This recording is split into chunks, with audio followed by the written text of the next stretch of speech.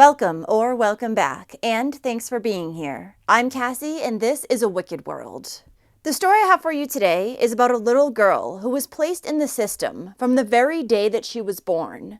A system designed to protect children. Yet in the end, she was still left in the hands of two monsters. This is the story of Phoenix Sinclair.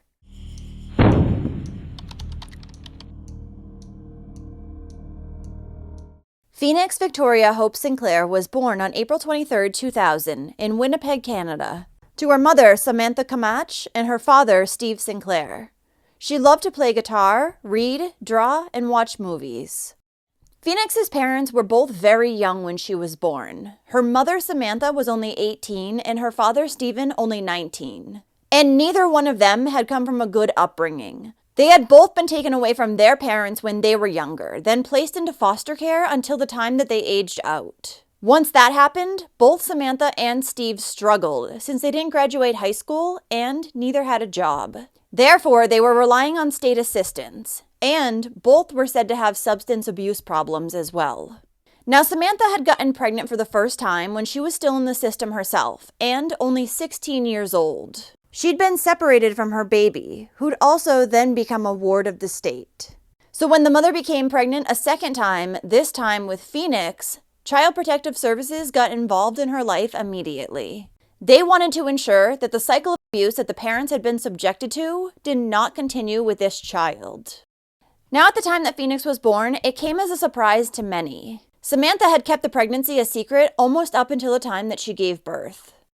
Shortly before the little girl arrived, a social worker went out to Samantha and Stephen's home to make sure that they were ready for their new arrival. However, she would find that they were not prepared at all. There was no crib, no toys, and no clothes for the new baby. Then, when Samantha was questioned about her first child, she said that the reason why he'd been taken away by social workers was because since she had been mistreated as a child, they were afraid she would do the same to him.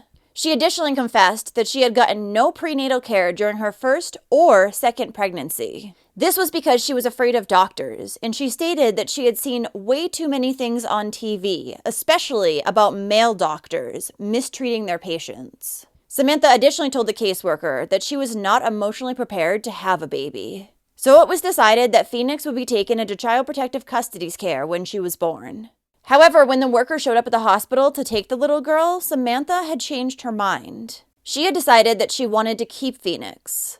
But once the social worker told her that many parents who took their new baby home ended up deciding that they did indeed want social services intervention, Samantha and Stephen decided to give up Phoenix as they had originally planned.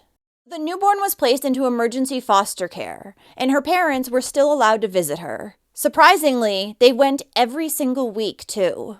Though Samantha refused to take a mental health evaluation, which was something that social services required if the parents wanted to regain custody. When Phoenix was 5 months old, she would be returned back to Samantha and Stephen after they underwent training on how to deal with a baby. The mother had also finally agreed to get a psych evaluation done. But the doctor who spoke with Samantha had only been asked to see if the reason why she had such a flat affect towards her daughter was because she was struggling with depression. And he found that she was not, but rather the reason why she was like that was because it was part of her personality. She was naturally closed off. Then, about a year after Phoenix was born, in April of 2001, her parents would have another baby, a daughter named Echo. She was also allowed to remain in their custody.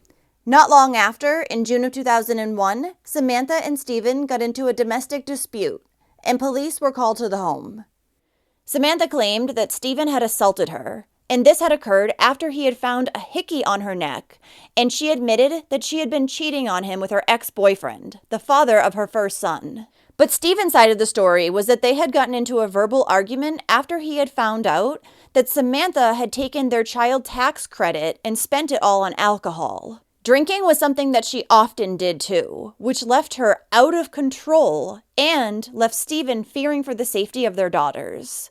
However, in the end, he was the one charged with assault, and for the next 2 days while he was in jail, the girls were with Samantha. And once Stephen was released and he went to pick his daughters up, he claimed that Echo was dirty and smelled bad. Around this time, a social worker also noted that Stephen was a good father who took care of his children and played with them. A month later, the couple officially separated, and Stephen began to care for Echo and Phoenix full-time. According to him, Samantha had just abandoned the family. Then sadly, on July 15th, baby Echo would pass away after Stephen found her unresponsive in her crib. Her death was due to complications from pneumonia, and there was no foul play suspected. While Stephen retained custody of Phoenix after this, he soon began leaving her with his friends, Kim Edwards and Rohan Stevenson, or with his sister, Jenny. In October of 2001, social workers decided to close out their case on Phoenix, even though at that point they had not seen her in a few months. They then remained out of her life for the next few years. That's until February of 2003, when she was brought to the hospital because there had been a piece of styrofoam stuck up her nose for a few months. She had been taken there by her father's friends, Kim and Rohan, and the doctor was afraid that Stephen would not give her the required antibiotics. This prompted them to call CPS and report a possible case of neglect. However, nothing further would be done. Only a few months later, however, in June, social workers decided to remove Phoenix from her father's care. This was after they had found out that a day-long drinking party had happened at Stephen's home, and the little girl had been present.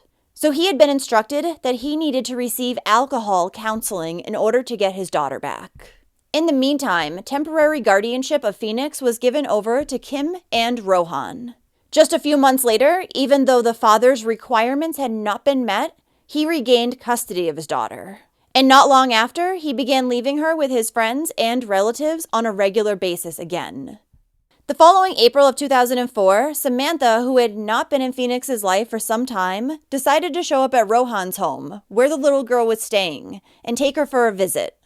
According to the mother, who was also trying to regain custody of her daughter, she had changed her life and things had gotten much better.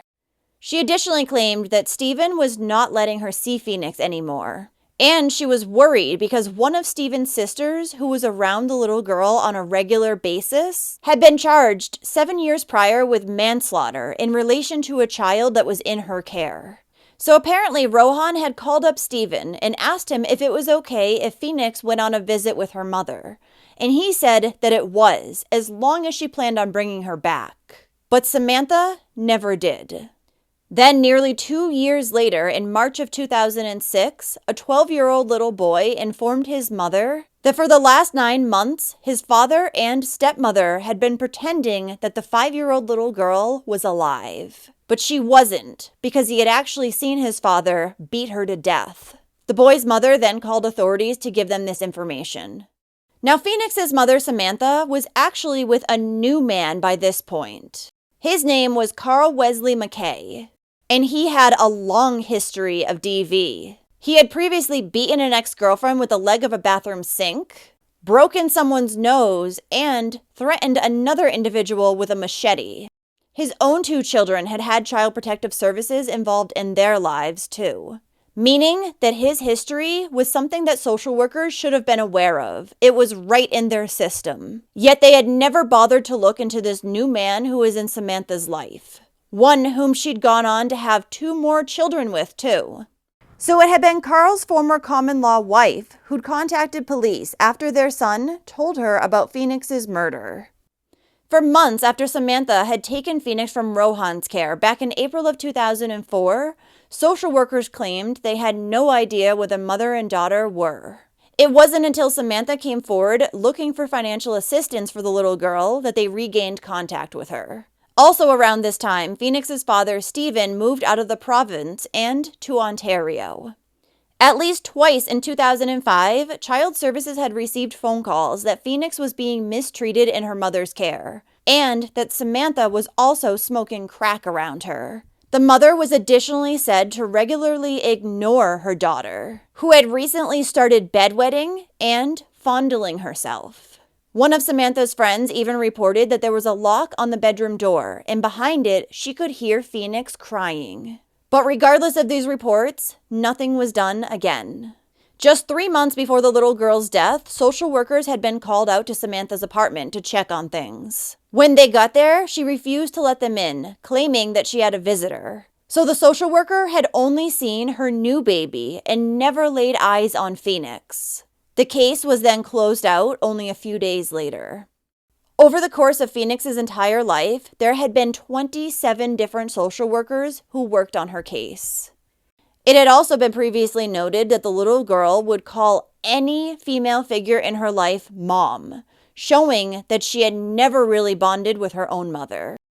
From the very beginning of Phoenix's life, Samantha had been described as having a flat affect and indifference towards her daughter.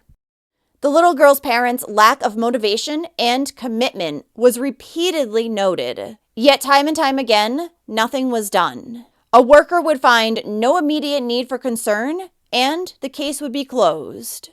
So once authorities had received the information from Carl's ex that he had killed Phoenix, they went to look for him and Samantha. When they found them, the couple tried to pass off another child as being Phoenix. That didn't work, however, and the pair was brought down to the police station for questioning. Samantha's story was that she and her boyfriend had returned back from Carl's father's house on June 11th, 2005. And when they did, they found the little girl lying in the basement unresponsive. Samantha said that she believed that she had choked on her own vomit because before they had left the house, she was fine. The mother then admitted that the day before, her boyfriend Carl had slammed Phoenix's head into the floor, so maybe that was her cause of death. She insisted that when they had found that her daughter was not breathing, Carl had performed CPR on her. However, that didn't work. The little girl was gone, so they decided to wrap her body up in trash bags, then dispose of her. During this interrogation, Samantha also confessed that on occasion, she had hit Phoenix in the legs with a metal pipe or bar. So I want you to talk to me about the morning or the day that you guys were at home when Phoenix died before you went to Wes's dad's house. She was okay. She was breathing. Okay, and that's what you told me. But when I had asked you about what it is that you think killed her. Yeah, when we came back, I said it didn't look like she choked on her puke. That's what I said. That looks like me. That she might have died from choking on her puke. Right. There was a puke spot there. But then we talked about what happened down there. Yeah. And that's where I'm confused, is the time when you talked about the puke, but then you also talked about Phoenix being thrown across the floor, or thrown onto the floor, banging her head. Yeah, that was the day before. Okay, so that's where I'm confused about, as what day, what thing happened. Mm-hmm. So, like, what do you mean? Like, the day before she died. So we know she died on June 11th, right? mm-hmm. So on June 10th, what happened that day? What happened to her that day? Those things you were telling me about? That's the day I was pushed her. She banged her head on the floor. When it was Carl's turn to be interrogated, he refused to admit to anything. But eventually, detectives got him to break down, and he claimed that he had tried to save Phoenix. At the same time, he admitted that her death was both his and Samantha's fault. According to him, Samantha was a very mean woman who treated her daughter like an animal. He went on to say that on June 11th, Phoenix had been misbehaving. She was being very loud, so Samantha put her in the corner. But she had moved from that spot, so Carl picked her up and threw her on top of a bag of clothes. The couple then left to go to his father's house, and while they were gone, his 12-year-old son called him up and told him that Phoenix was not breathing. So once they returned back home, the couple picked up her body and disposed of it. But Samantha had wanted to go back to the scene because, according to Carl, she wanted to chop Phoenix's head off so they wouldn't be able to identify her body. Who's responsible here? You or Samantha? To me, it's both of us. It's both of you? Yes. How is it both of your fault? Explain to me. I don't know, she would always tell me to tell that kid to keep quiet. Okay. That day, was she telling you to keep the kid quiet? No, she was downstairs. I think at the beginning she was downstairs because we were going to go out Okay. to go see my dad. Right. So she put her kid in the corner there Is this in the basement? in the basement. Yeah. Okay, so she put her kid in the basement because the kid wouldn't keep quiet? Yeah. Yeah. She's a mean woman. Right. Yeah. She has no heart. No way. What, I know she loves my babies. I bet she does. You know, she made a mistake too. Yeah. Well, you both made mistakes. You're not perfect. Right? Yeah, I gotta pay for this. So, tell me, explain to me how it happened. I can't remember. Try and remember for me, okay? I don't remember. I can't hear you. I don't even remember this. We just. I don't know. Fucking. She put her in the corner, and she. I don't know what the fucking. She came out of the corner, and then Phoenix. Yeah. Yeah. And then I grabbed her. I threw her on the clothes. There was a bag of clothes. I threw her on there. And says, you know, listen to your mom. I said, so we went, we left, and then Daniel phoned me. She said that this little girl wasn't breathing anymore. Yeah. If I came back, the sounds like that. Yeah, I know he did. That's what Daniel said. Nice. I tried to revive her. Yeah. But it didn't work. We were scared. I bet you were. Once they were back home, Samantha asked Carl to clean up the basement floor and paint over it to get rid of any evidence. Just months later, the couple would go on to have a second child together, and they continued to claim the welfare checks that were meant for Phoenix. If anyone ever asked where the 5-year-old was, they would claim that she was staying with her father or with another relative. Eventually, Carl would lead police to where Phoenix had been buried, which was near the Fisher River landfill. Here or right in here. I know it's in here somewhere. Okay. Starting from that point where you're standing there, Where the light is? right over here. Okay. Okay, so you've marked this spot here. Yeah. Oh, so, and can you mark where else it's going to be? Okay. That was like, because I had a small light right here. Right.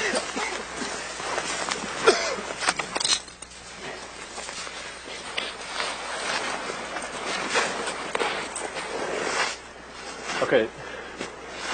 Now, is that the other spot? This might be the spot here. Okay. So, Yeah, because that looks a little deeper in, okay. and I'm pretty sure I was about here. Yeah. How far off the trail? It wasn't very far off this trail here, Yeah. because there's another trail right here, Okay. and I think it was this spot here. Okay. Right in here. All right. It was discovered that the 5-year-old had suffered fractures to her entire body. Many of her injuries were unhealed too, so she would have been in a great deal of pain prior to her death. Carl and Samantha were both then charged with first-degree murder. The pair would go to trial in late 2008, during which time they did not show any sadness or remorse for what had happened to little Phoenix. Carl's youngest son would testify, and he would say that both his father and mother regularly beat the little girl. His dad had also on numerous occasions shot her with a BB gun, and he liked to play a game called Choke the Chicken, in which he would choke Phoenix until she was unconscious. Often, she was forced to stay inside a dark room with a blanket over her head. There were many times that Carl's son had heard the little girl crying from the basement where she was forced to sleep. But if the little boy ever went down there to try to give her a blanket or turn on the heat because it was so cold, he would get yelled at. Food was also often kept from Phoenix, and sometimes she was forced to eat her own vomit. Things had actually gotten so bad for her inside the home that she stopped crying during her beatings. On the day that the 5-year-old died, Carl's son said that his father had actually been throwing her around the basement for a solid 15 minutes, all while Samantha looked on and laughed. Now, Carl's niece, who was named Allison, said that she had seen the little girl not being properly treated inside the home, but she had not reported it out of fear of her uncle. She had also gone over to Carl and Samantha's home a few days after Phoenix had been killed. While there, she noticed several drops of blood on the basement stairs. Her uncle, who was normally relaxing, was busy running up and down those stairs, and Samantha was sitting at her computer, crying. When Allison asked them where Phoenix was, she was told that she was in Ontario with her father because she had been bad. Allison Kekawash doesn't mince words about her uncle, Carl Wesley McKay. Because he's wicked. Kekawash used to take her own baby to the house McKay rented in Fisher River, but her first play date with 5-year-old Phoenix Sinclair was cut short when the little girl accidentally knocked another child to the floor. McKay grabbed Phoenix roughly, called her a bitch, and threw her in a room. Can't remember if there was a bed in there or not. It was a dark room. The next time Kekawash visited McKay, Phoenix was again alone in the dark room. And she was standing there with a blanket over her head. She was in a panty. And she was just standing there looking at me. The little girl's body was covered in marks. I don't know if it was bruises or scrapes or dirt. About a week later, she returned to the house. It's like I felt this bad feeling. Like, as if Wesley killed somebody. Kekawash walked in through the back door, her eyes drawn to the basement steps. What did you see when you walked in? Drips of blood. In the end, both Samantha and Carl would be found guilty on their charges, and they were sentenced to life in prison with a minimum of 25 years. At the time of his sentencing, Carl would make a statement in which he apologized to everyone, including Phoenix. But he wasn't able to finish reading it as he started crying uncontrollably. Then, when it was time for Samantha to speak, she would say, "Everyone can say what they want to say. Call me whatever you want. I never did this, and I know that Phoenix knows that." She was in complete denial and kept insisting that her boyfriend was the only one responsible for her death. The mother later claimed that she'd been a victim of DV at Carl's hands, and she often took beatings so that her daughter didn't have to. Yeah, okay, lady.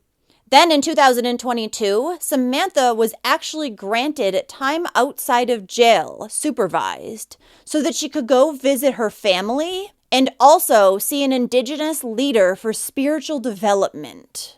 Ridiculous that this is allowed. A little while after Phoenix's body was found, a funeral was held for her, and she was buried in Brookside Cemetery in Winnipeg. 9 years after the little girl had been killed, a $14 million inquiry finally determined that the child welfare system had failed her. In the commissioner's words, Phoenix Sinclair was left defenseless against the cruelty of her mother and the sadistic violence of her stepfather, failed by a system that was warned about safety concerns at least 13 times, and almost every time the inquiry found that files were open and shut, sometimes without caseworkers ever laying eyes on Phoenix. The child welfare system failed Phoenix Sinclair. We deeply regret and are profoundly saddened by the loss of this child. While the inquiry noted excessive workloads and a lack of training within Winnipeg's Child and Family Services may have contributed to her death, Commissioner Ted Hughes also found deficiencies in the delivery of services to Phoenix did not result from a lack of understanding of policies, but a lack of compliance with existing policies and best practice, that there was a fundamental misunderstanding of their role to protect children. The mom and stepdad were sentenced to life in prison, but no one within Child and Family Services has ever been fired or even disciplined and won't be. I absolutely think that someone should be fired. I think that more charges should be laid, but it's about the inquiry. And Phoenix's godmother says she finds hope in the 62 recommendations made in the report, 20 of which the Manitoba government is already implementing. One of its key findings, this isn't just a Manitoba issue, that there are a disproportionate amount of Aboriginal children in care right across this country.